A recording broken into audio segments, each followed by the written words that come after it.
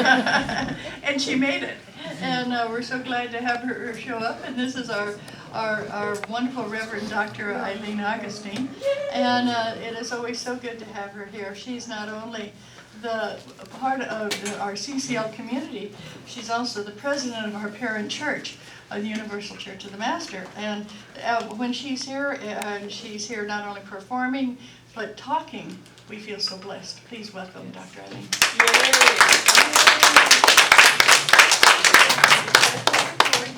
Oh, there you go. Got it? Keep pulling. Keep pulling. Keep pulling. Keep pulling. That's not my ankle. It's caught up in there. How are you doing, Flip? There we go. How's that work? That works. That works. That works. It's the works. Good morning, everyone. Good morning. And it's it's always interesting when the universe decides, you know what, you need to be reminded of a few things. Last night I went out to a dinner, came home, and dealt with my animals and all that stuff. And I have a bowl I normally put my keys in. Well, this morning I went and the car key was not in the bowl. And it's like, okay, well, I must put it on the table. Not on the table. Nowhere to be seen. And I'm thinking, now, when I was little, my mother taught me something. She said, if you lose something, you say, there's something lost that can't be found. Please, St. Anthony, look around. And that has always worked. And I had parked my car, when I go over by the courthouse, they have valet, and I go and I do prison visits. And so I went to go do the prison visit, and I'm walking in, and the guys are there, and they're looking around, and I said, well, what's wrong? And they said, oh, we lost somebody's keys. And they knew, people are not happy when you come back and you can't get your car back. So they were very upset, and I go, all right, calm down, everybody. There's something lost that can't be found. Please, St. Anthony, look around. And they're looking at me like, okay. I'm walking away, and apparently when I got back, they all came rushing up to me. They said, while I was walking away, the key was found. Yeah. And so, that's my go-to. Well, I did it, nothing. Said it again, nothing. And it's like, come on, let's go here. Gotta go, St. Anthony, come on. And so, and I called Ann, saying like, I can't buy my car keys. And after I got off the phone with her, it's like, I stopped and I said, okay. Why isn't this working? And then it dawned on me that I was saying it, I wasn't praying it. And so I stopped and I took a breath. And I said, St. Anthony, thank you for all the times you've helped me. Thank you for always seeming to pull something, out when I can't find it. I need your help again. Will you please help me find this? A small voice that sounded almost smug said, look in the fridge. And I'm like, you are kidding me. Look in the fridge. I look in the fridge, and when I had put my leftovers in, my key had fallen and was sitting in the refrigerator. Oh my God. And it just really hit me. It's the phrase, our thoughts and prayers go out to, and my God, we have had to say that way too many times. Yeah.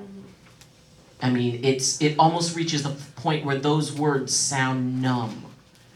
They don't sound genuine. They don't sound, it's like, well, it's just the thing you say. And those words aren't numb. Those words mean something. Our thoughts and our prayers. Anything good, anything positive that has happened. Yeah. Anything positive that has happened because somebody thought it. That it became a reality in that person's mind. And prayers are never pointless. Prayers are never hopeless. We may not always get what we prayed for. We may not always get it in the form that we asked for it. But the prayer is probably one of the most powerful things we have, because it also reminds us we don't do anything alone. We don't create without getting a lot of help. And that help is there for us. The fact that we need that help is not meant to make us feel helpless. It should make us feel powerful, beyond belief, that is what's behind us. My talk today was set to be about the idea of telling yourself a better story. And that can be hard to find when the stories that seem to pop up every single day are very sad ones, are very hard ones. They're ones that we want an explanation for. Why? Why? And I talk a lot to my creator, my version of my creator, and you know, everybody has their own vision of that. And I pray. But sometimes I just talk, because sometimes it's like, you know, Creator, it's me. Have you got a minute? And I always feel that sense of, yeah, what do you need? This sucks. This is painful. I hate turning on the television. I hate turning on the radio. Yeah. This is really messed up. Yeah. I'm sorry. Can't you do something about it? I am. I'm giving you free will. I'm giving everyone free will. And nothing breaks my heart more than to see stuff like this happen. But I know that if I were to take free will away from any one of you, then all of you would lose something, because you're all connected. There is love and hope and peace now.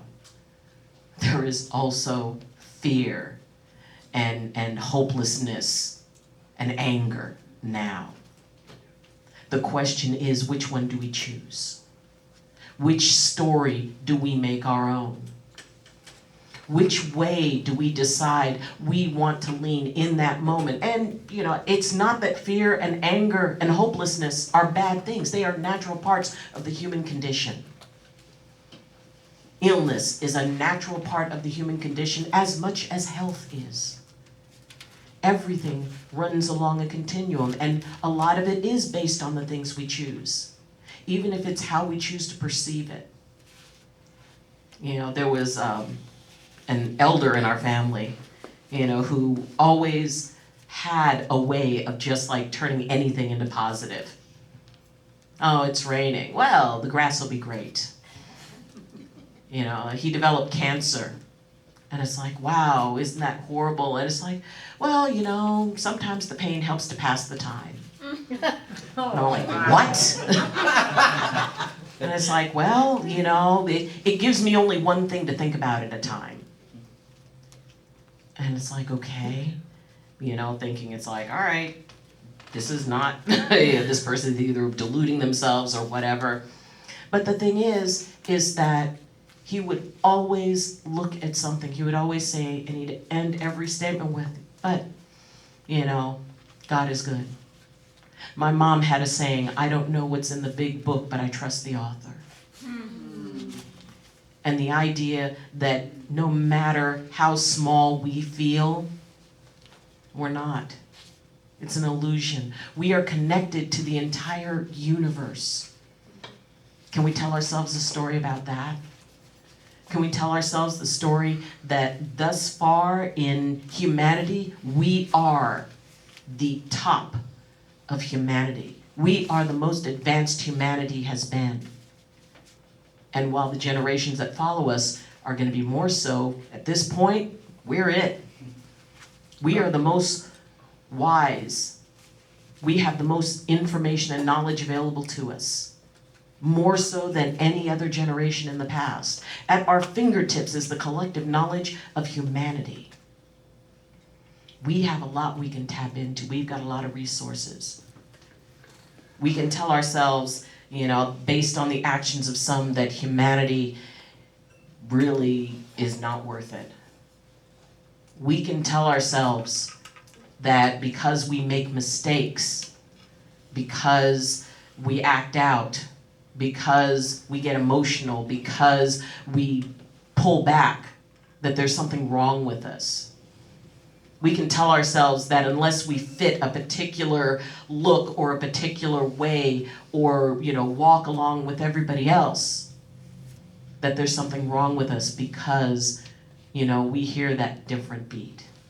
And we like to not only walk to it, but to dance to it. One of the hardest things that people can be is themselves, their true self. One of the hardest things we can accept is the true self of another, without attachment, without saying, if you don't agree with me, then I can't hang out with you. That part of us that wants to draw back and fit people into boxes. I don't like being in a box. Nobody I know likes being in a box. Yet it's really easy to slide and put somebody else in one. We are all light and shadow, which is a beautiful thing because that means we all have choice. We are divine beings having a human experience. Each and every one of us is as God made us. Each and every one of us is that amazing creature that is the only one the entire universe has. Have you ever thought that you're the only you in all of the universe? If you had the only rose in all of the universe, you'd take care of it. You'd watch over it. You'd say, well, I got to give it the right amount of water. I've got to give it the right amount of sunlight. We would take care if we were given the only one of something in the whole universe. So why can we not take care of ourselves in that way? Why can we not honor ourselves in that way as the only you that the universe has? And the thing is, if you're here, that's because the universe needs you, exactly as you are. It needs you to learn and to teach. There are many practitioners in here of a lot of different methods, and that's the wonderful part of spiritual work, is that there are so many different ways. There's an infinite number of rivers that lead to the same ocean. There's an infinite number of paths that lead to the top of the mountain. And I've been blessed to be able to experience so many of them in a lot of different countries. Watching the healing work going on in the heart of the Amazon. Participating in a druid ceremony. That's for those of you who, have been in ceremony. You know that what I'm wearing now is something that I only wear in druid ceremony. And I felt called to wear it because that path, that way, focuses on balance. How do we find balance? How can we find the better story? The first step is finding your balance point. Finding that place where you've got both feet under you and you have choice. Because that's what feeling balanced gives us. When we're reacting, when we're responding to something, it's like, okay, this happened, I've got to do this. Then we get caught up in that idea that, okay, we're helpless, so we're going to respond and we're going to react and we're going to do something. Taking a moment to just sit down when something happens, anything happens, and take a breath. Maybe say, okay. And then ask for help. And then say, all right, I am admitting in this moment I am not in control of this situation. These things that are happening, we're not in control of them, because if we were, they wouldn't have happened. If we could, I can't think of a single person here or anywhere who, if they had the power to go back and make all that not happen, that they wouldn't. But we don't. We don't have control of that. My son is going through a health issue that we just I just found out a couple of days ago has gotten complicated. I would trade my life for my son in a heartbeat. I would take whatever he is dealing with into myself without even hesitating. But that's not my choice. And yes, I had a conversation with Creator about that one too. It's like, got a minute? We need to talk. You already gave him this. You didn't need to add that. And there was a pause. And then a very gentle, I'm really sorry that you guys are going through this. But it happens. Now, do you trust me? And I paused. And I said, yes, I trust you, but I'm scared. I heard back, good. You can do both of those at the same time. You can be scared and trust me, and I understand because I get it. And I said, can you help?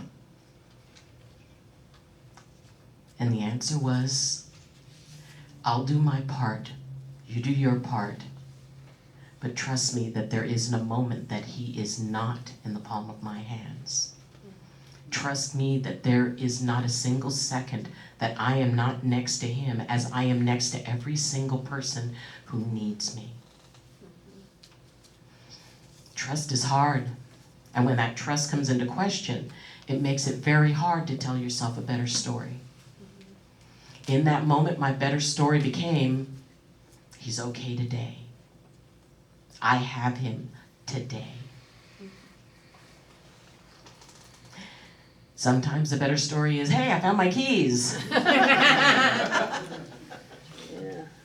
And, you know, it's that quick cause and effect. But often solutions are rarely easy. They can be complicated. They can take a long time. And ultimately, it's all in the hands of the one who I trust. I know that there's amazing things that I can tap into.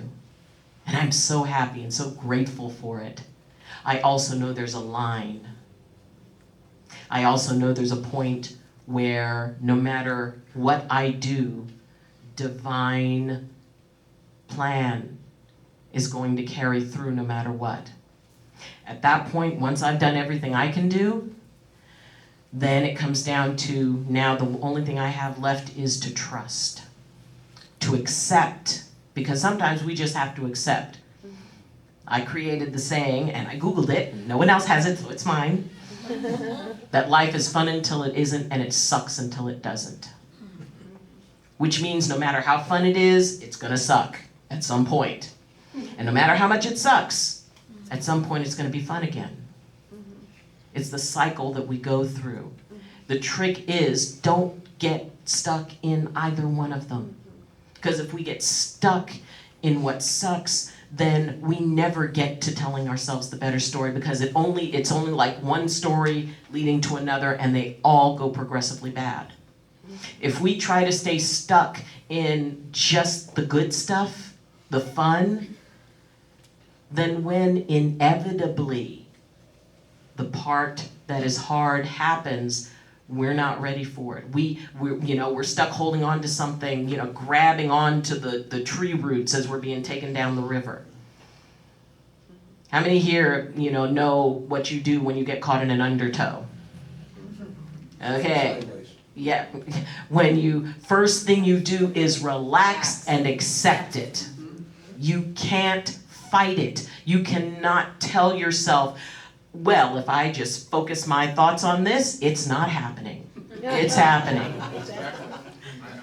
You relax. You hold on to your breath. You focus on being one with it. Because what it will do is it will quickly pull you out, and then you just, then it ends. And then you go parallel to it and slowly work your way back to shore, maybe a ways down. But how many times when we get into that space do we immediately start to fight? Do we think we have control, that we can take control? There's things we can take control of and things we can't.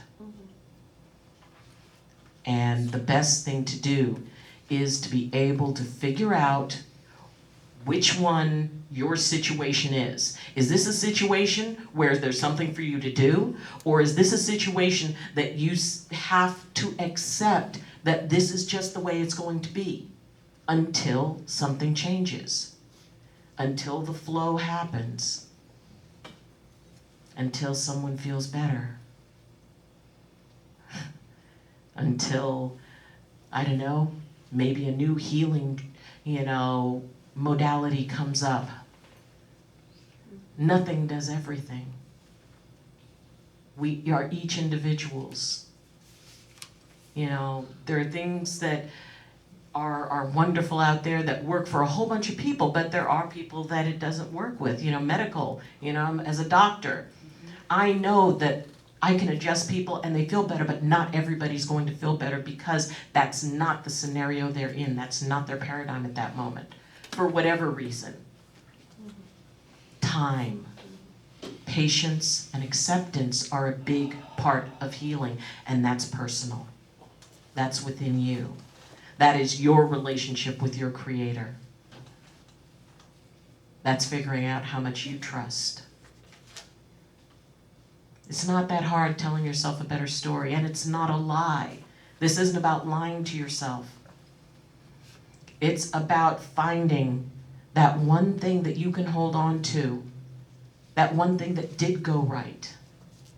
I may have lost my keys, but the day before my cat disappeared, and in the mountains when a cat disappears, more than likely it's a member of the food chain. And I was worried all night long that my cat was missing. And the next morning, she comes in like, what? Feed me, which cats do. But when I thought I lost my keys and I'm really upset, it's like, but my cat came home. I can hold on to that. Found the silver lining. Yep, it is. It's finding the silver lining, and it's not a lie, it's not deluding yourself, it's not, putting on rose-tinted glasses. There is authentically some gift in there somewhere. You just have to find it. It's like the old joke about the parents who had a child who was so optimistic, they decided one Christmas they would just give the kid a horrible gift. So that way the child would learn, all right, life is sometimes hard, you can't be optimistic all the time. So Christmas morning, the little boy runs down and he sees a giant pile of horse manure under the Christmas tree. He laughs, he screams delightedly and starts clawing his way into it. And his parents are going, what are you doing? And he looked up smiling and saying, with this much horse crap, there's got to be a pony under there.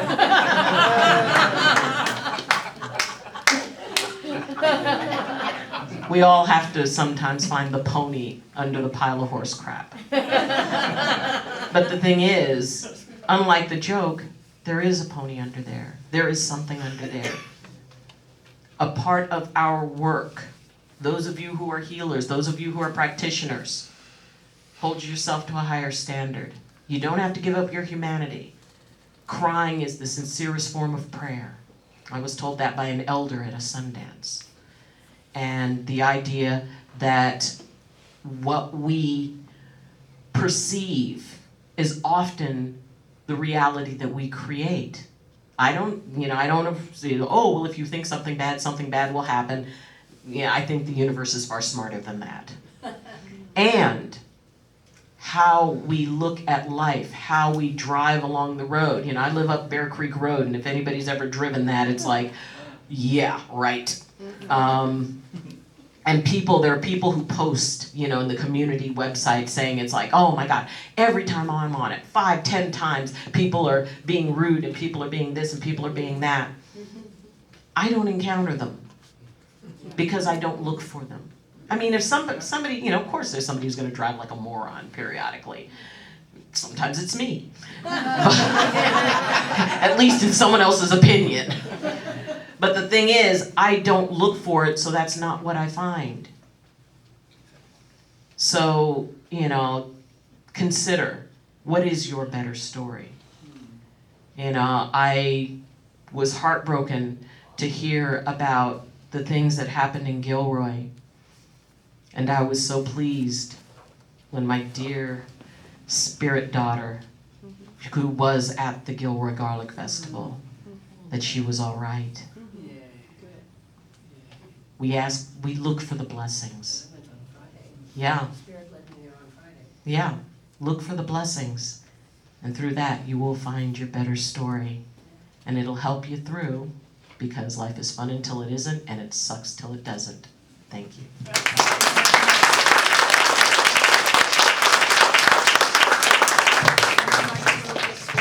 I guess I'll stay up here.